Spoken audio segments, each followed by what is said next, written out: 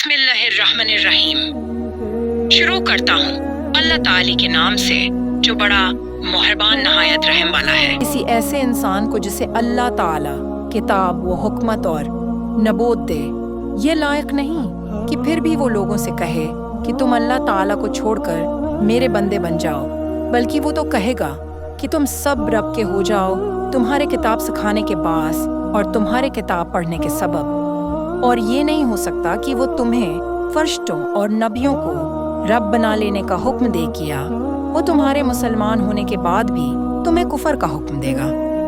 جب اللہ تعالیٰ نے نبیوں سے عہد لیا کہ جو کچھ میں تمہیں کتاب و حکمت سے دوں، پھر تمہارے پاس وہ رسول آئے جو تمہارے پاس کی چیز کو سچ بتائے، تو تمہارے لیے اس پر ایمان لانا اور اس کی مدد کرنا ضروری ہے۔ فرمایا کہ تم اس کے اقراری ہو اور اس پر میرا ذمہ لے رہے ہو۔ سب نے کہا کہ ہمیں اقرار ہے۔ فرمایا تو اب گواہ رہو اور خود میں بھی تمہارے ساتھ گواہوں میں ہوں۔ بس اس کے بعد بھی جو پلٹ جائیں وہ یقیناً پورے نافرمان ہیں۔ کیا وہ اللہ کے دین کے سوا اور دین کی تلاش میں ہیں؟